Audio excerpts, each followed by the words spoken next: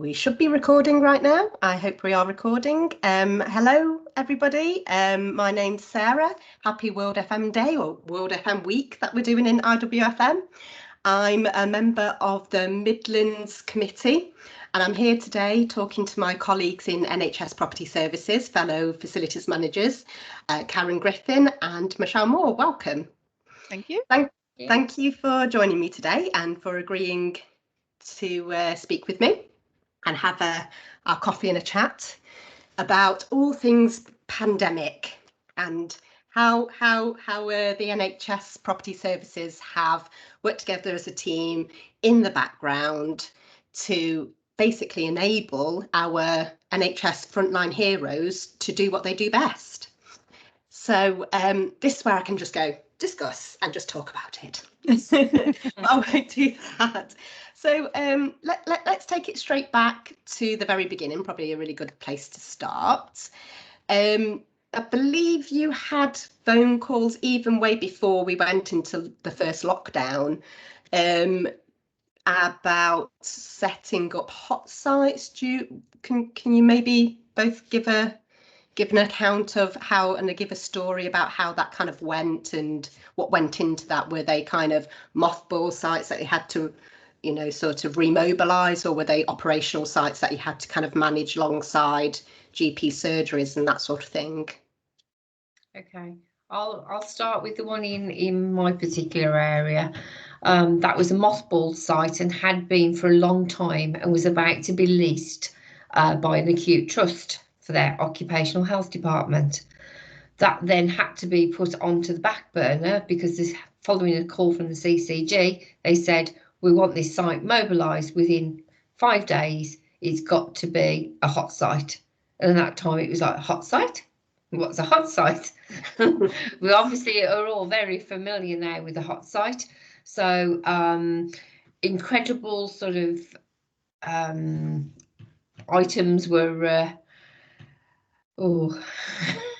undertaken by not just myself, my colleagues within property services, but also the contractors as well that managed to sort of get the equipment back up and working, all the PPMs, all the certification in readiness for the site to open, so that obviously patients could then be seen who couldn't go into the GP surgeries normally because of potentially being COVID positive, but still needing to be seen by GP.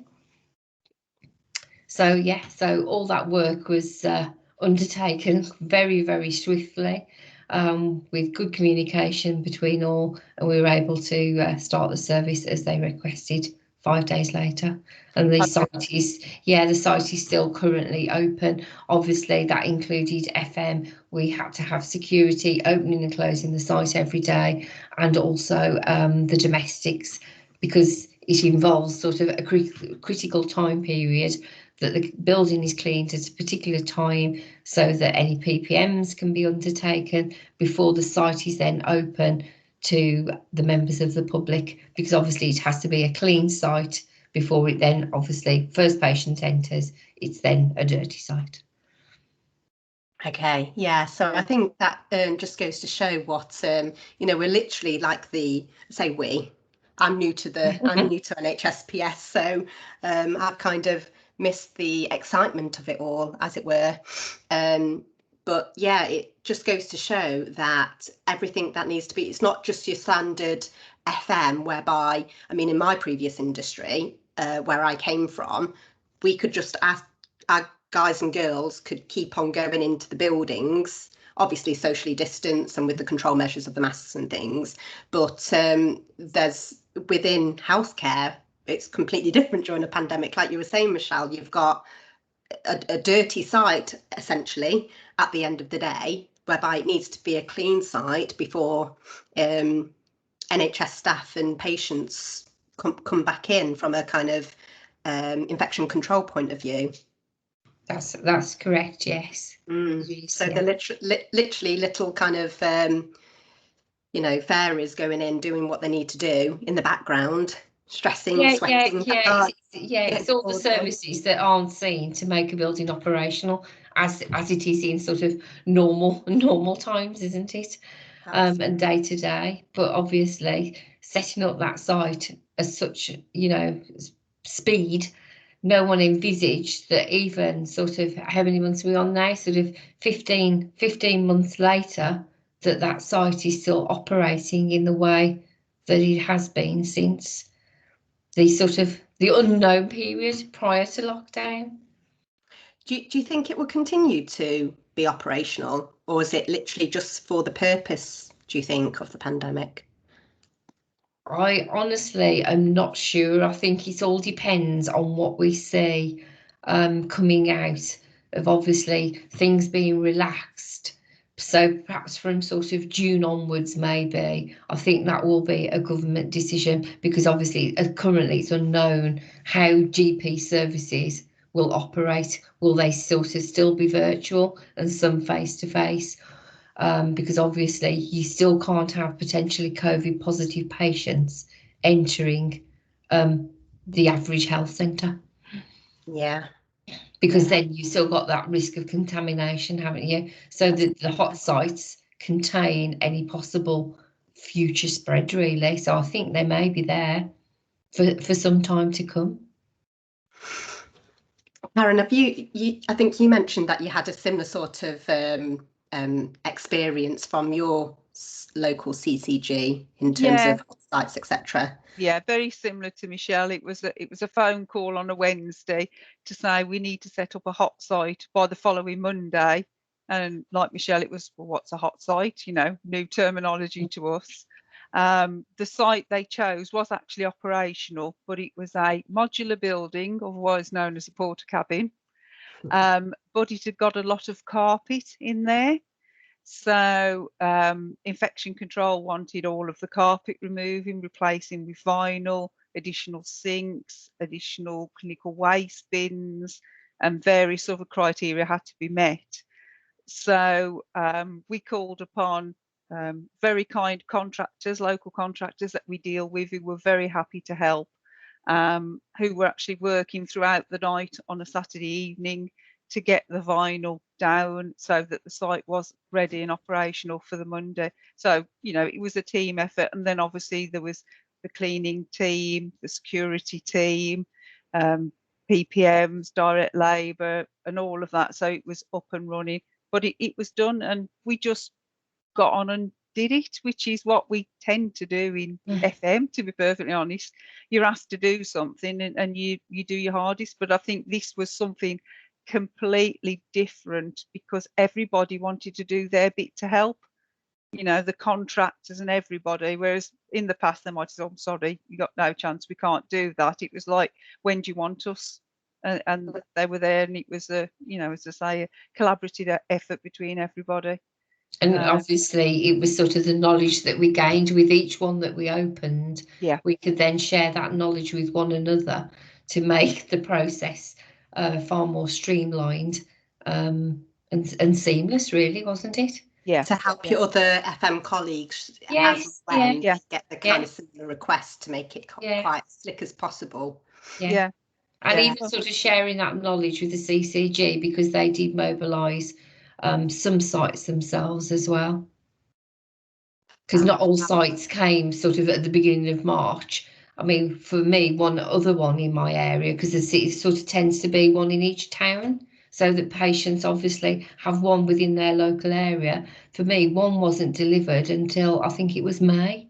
So obviously we'd learned lots of lessons, but then the contractors were sometimes harder to get hold of because obviously they were busy doing lots of jobs in various health centres.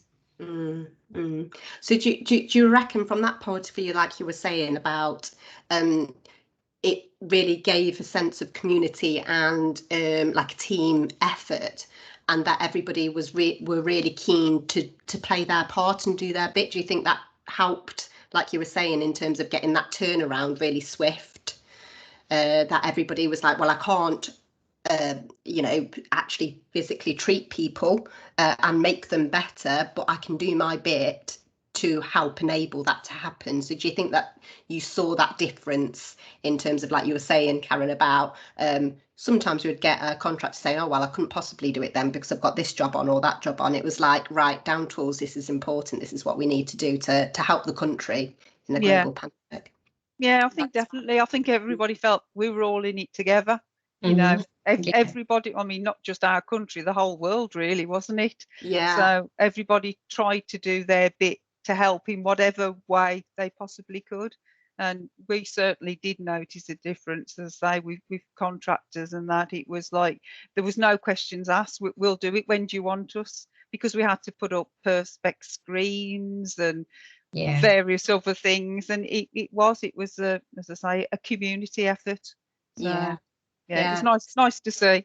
It is, isn't it? And I think it takes sometimes something like so serious and life-threatening, literally, to really show what humanity can really be like. You know, to the risk of sounding really cheesy, but I think it is, isn't it? Yeah. You know, it takes those sorts of levels that it shows that, you know, what people grafting together can really achieve for the sense of the greater good, which is really nice to get to see that firsthand and to benefit from that is fab.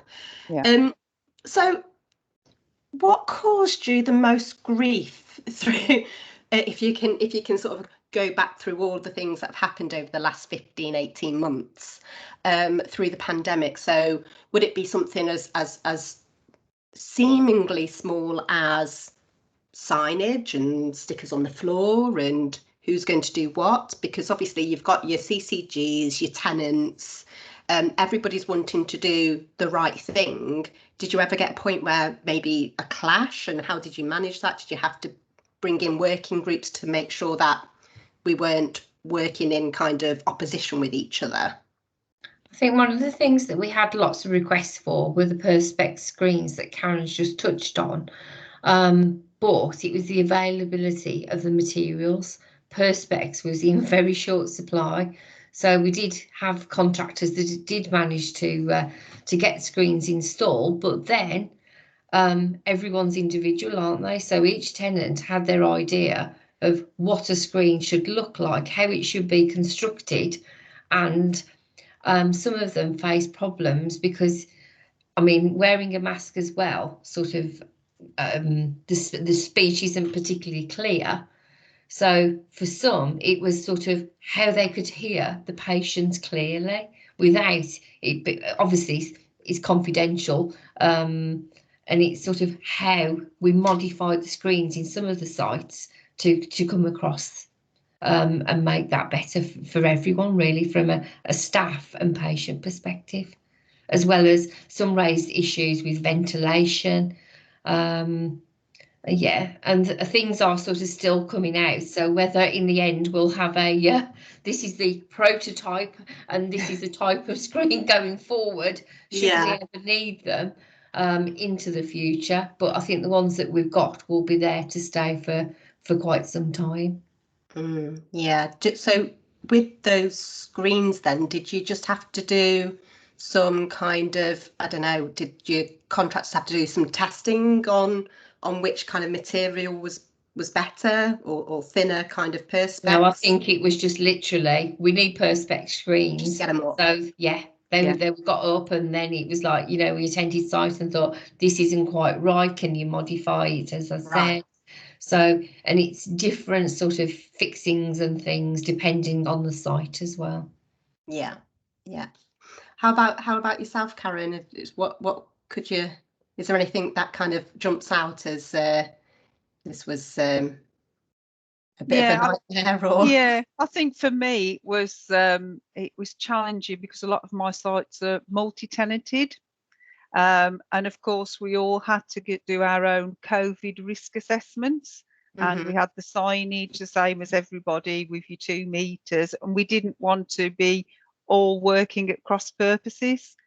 So we had to have like joint meetings with our tenants and agree with how you would do the social distancing, the one way in, the one way out, and put in the signs, who would purchase them. and all those sorts of things, because you didn't want us all buying hundreds of signs, the same signs, or putting them in different directions. If you've got 2 stories of a building, you've got to have one way in and one way up the stairs and come down in the lift, or the other way round. So it was those sorts of things. So it was, discussing with them and saying, well, okay, we'll take the lead on that.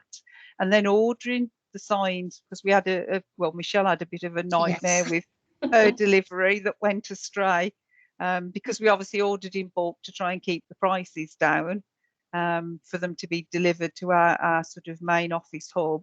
And mine arrived, but unfortunately yours went elsewhere, didn't they, Michelle? Yeah, ours went down to the headquarters, so there's probably still a box, because I don't think people go into Gresham Street. So yeah, I think there's still probably a box full of signs that obviously we can use maybe in the future. Yeah. Well, hopefully that they'll still be there when they come back, and that, like you say, you've got some spares. But we didn't pay twice, let's put it that way. Oh, sorry, now I've got my cat just coming across the screen. That's professional, isn't it? Well, the joys of Teams calls. So I think we all forget, and I think others outside of the industry probably don't necessarily realise about the challenges that comes with pandemic within a healthcare setting. So not only did you manage to do everything that you're just discussing there, set up hot sites and whatnot. Sorry, just put her onto the ground there. No, she's not going. But also you managed the BAU and also managed to increase your KPIs and your fix and attend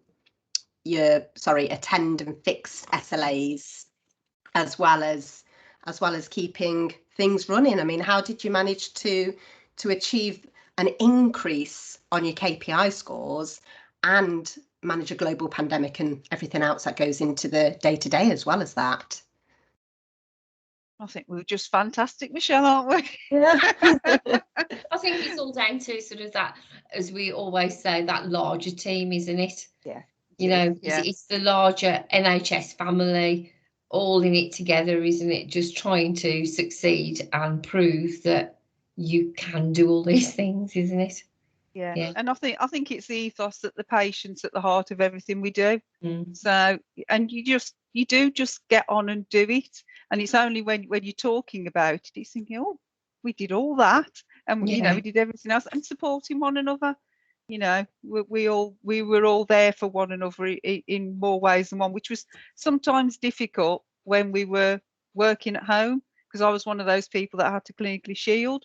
So I was having to work differently, be at home, but be part of the team, get used to virtual meetings and things like that, managing sites.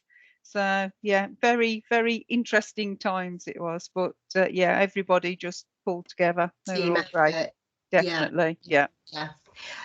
So you're a few months in, and we're in the middle of the pandemic, and I know that in my previous place of work, we started to get some issues in terms of staffing levels, when we were getting to critical staffing levels. How did you assume that kind of was a challenge for yourselves as well? And I think you mentioned before, Michelle, about security, and are we going to have anybody to open our surgeries for us and that sort of thing? Did you experience that kind of pressure in terms of staffing? We certainly did, sort of in the middle of the pandemic, because of people sort of self-isolating, people that were COVID positive.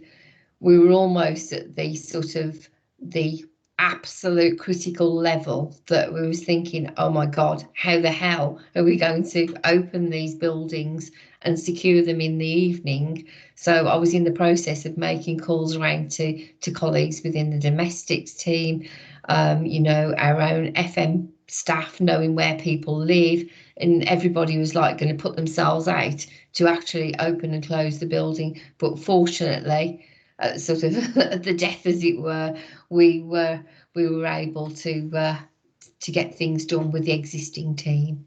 That's But good. So you did it was quite really, really tough times. It yeah. was, yes. So I suppose it was like creating a dynamic BCP, business continuity plan, for something that potentially, you know, there probably within healthcare, there probably has been a consideration of a global pandemic or an epidemic.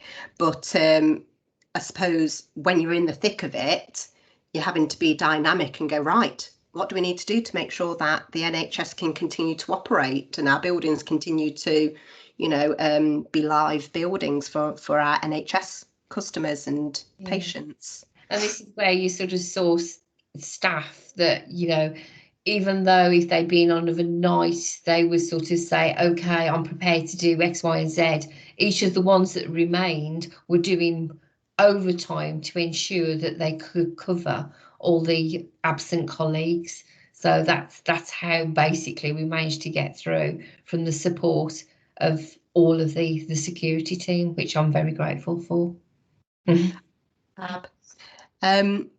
Okay, so Karen, did you have experience within your area, anything very similar, or did you get to a point whereby we have no or very critical levels of, you know, security or cleaning or maintenance and that sort of thing, or did you literally manage to get by just by the skin of our teeth, as it were?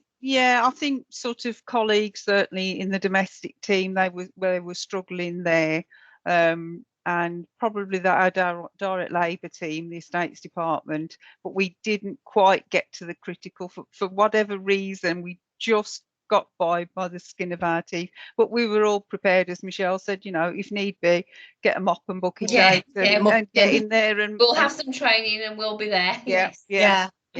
Obviously, and like like you were saying earlier, that's sort of the part and parcel of our role, isn't it? It's like we need to roll up our sleeves and get stuck in, then we will. And I think that's certainly from my experience of being within NHSPS for, you know, just a couple of months, that we are the team mentality. I've not experienced it like anywhere else than NHS. The team mentality is just, well, it's fantastic. You know, everybody, like you were saying earlier about cross learning and helping each other out, it really does show. And do you think that for yourselves, with you being in the NHS within healthcare throughout pretty much your whole career, is that fair to say?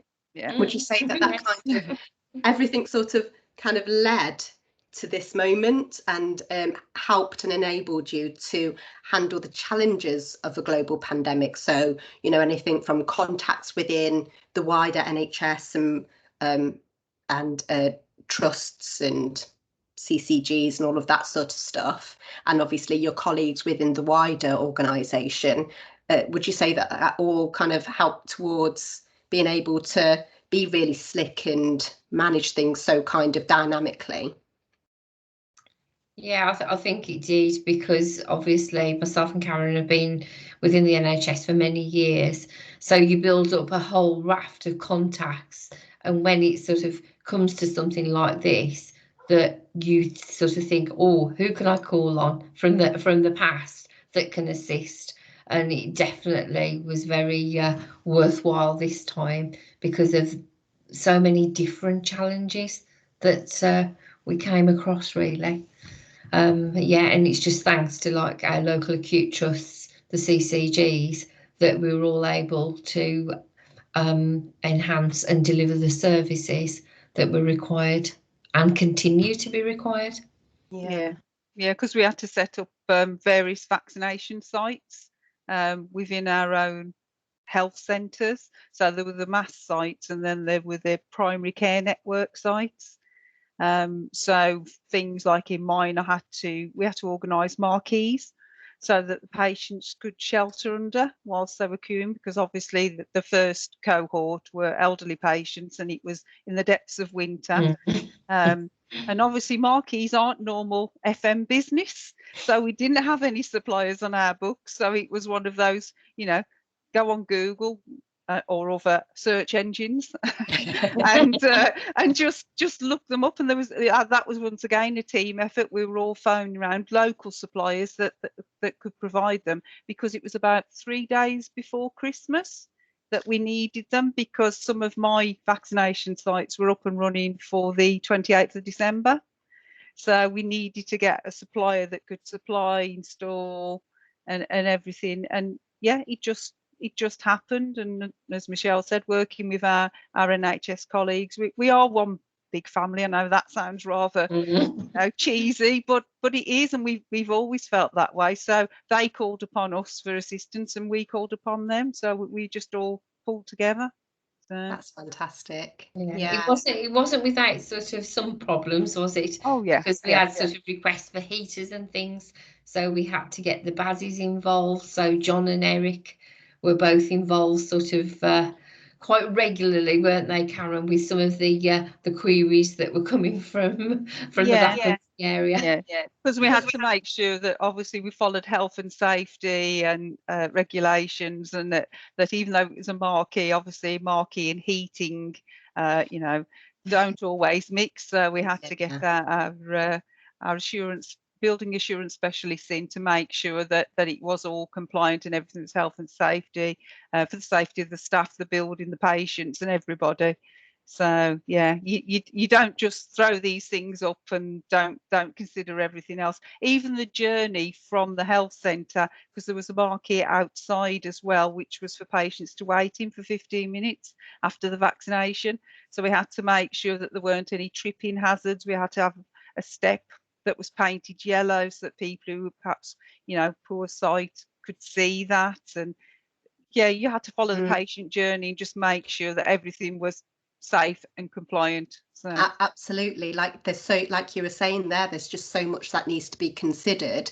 And in healthcare, I mean, I'm not saying that any other industry isn't as important, but in healthcare, and specifically so early on in the vaccine journey, having to be considerate about elderly and vulnerable people, and how they can, like you say, the in the corporate world, the customer journey, so the patient journey, like you were saying there, how they're going to safely get to essentially their vehicle into the holding area, the marquee, then into the building. So there's so much that goes into the background. Like you say, you can't just throw them up and stick some heaters in. And again, as we all know, within the FM industry, the whole kind of compliance, legal, legislative kind of side of things as well, making sure that we're all comply with that, everything. Yeah. So there's a lot that goes in. How long did it take you to get them established, the marquees and vaccine centres? Was that quite a quick turnaround as well? Yeah, it was about a week before Christmas, about the 20th of December, and the first one had to be up and running by the 28th. So obviously you got Christmas Day and Boxing Day in between. So yeah, it was quite a challenge. And then there were others, because I think I've got 6 altogether in my area that were up and running for the 4th of January. So once again, you've got bank holidays thrown into the mix. But yeah, they were all achieved on deadline and up and running. Maybe a few tweaks went on, because once they were operating, the GPs or whatever said, well, could we have this? Could we, we need an additional marquee, or we want another side to it. We had to increase gritting because it just so happened we had snow and ice and everything. It was, the elements were against us. So it had to keep being tweaked. But as we said, it's just the nature of FM, and you just do it. Do they continue to require tweaking, or I know in the background, is there something that needs to happen in terms of making sure that those sites are still as they are and have the services that we've kind of provided for them? Do we need to, is there anything in the background from an admin perspective that needs to happen as well to make sure that they tick over? Yeah, I mean, they're run at quite short notice, so sometimes we get a couple of days notice that obviously they'll need an additional clean over the weekend, or they might want some gritting. And then obviously we've got our internal trackers and capturing of costs and things like that. that we have to fill in on a monthly basis. So for each site, any additional costs have to be captured. So yes, there's that administrative process in the background. That as Yeah. well, to make sure Yeah, that alongside BAU as well. So exactly. And you now know the process inside out, don't you, Karen? yes, yeah. Right, Like excellent. everything, a new process. It takes you a while to get your head around it, but now it's sort of second nature, and we just get on and do it each month. Yeah. So, but yeah, they're still up and running. And at the moment, one site did close, and they've moved them to another. But the others, it looks like they're continuing for a good few more months. But we'll just be guided by the CCG as to how long they're required for. Yeah, yeah. So hopefully, as we come to what we hope is the twilight of the pandemic, and as we start to come out the other side, hopefully, whether that will, time will tell. There's been certain things in the news from the government about, whether we will stay on track. But as we come out of the pandemic, what challenges do you think we'll face as we come out of it all? Do you think, maybe demobilisation and all of that stuff, or do you think that your mobilisation of your hot sites, for instance, do you think they maybe might stay? The different kind of ways of working and operating that the clinics have started. Will they stay with us, do you think, or do we think that we'll get some more challenges as we come to demobilisation side of things? Yeah, I was going to say in the last couple of days, the CCG have already informed us that some of them will be demobilised because one of ours is a tourist attraction, shall we say? So obviously they will be looking to recoup their revenue from tourism as soon as that can start. So then that comes with the storage of all of the equipment that obviously has been purchased. So all of that item will now have to be stored in readiness, because obviously we don't know yet as to whether it will be needed in the next few weeks, few months. So there will be a long-term plan for the storage of all of the equipment, and obviously there will be PPE as well. Yeah. And I think it's just going to keep changing, isn't it? It's going to be ever evolving and changing, because none of us know how it's going to all pan out, how much longer it's going to go on. We didn't think it would go on for this long. And I think it's just being prepared to be there to meet those challenges as they arise, as we always are. Yeah. Do you think that it will, what's your opinion of it? I mean, there's so many people that think that it's not necessarily, well, some people do think that COVID is here to stay, but maybe even the control measures that have been brought in because of COVID may well be here to stay. Would you agree with that? Maybe?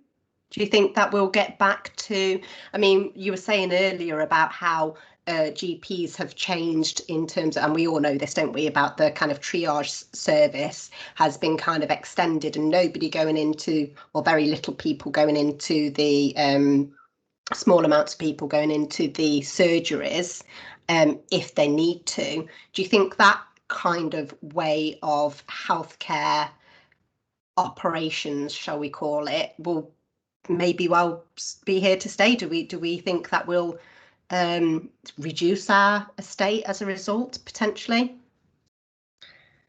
I was going to say, I think these are sort of the decisions that NHS England and the Department of Health will be sort of obviously discussing, probably discussing now, aren't they? Because potentially there could be some reductions in space within GP surgeries. I mean, we talked about sort of consulting rooms.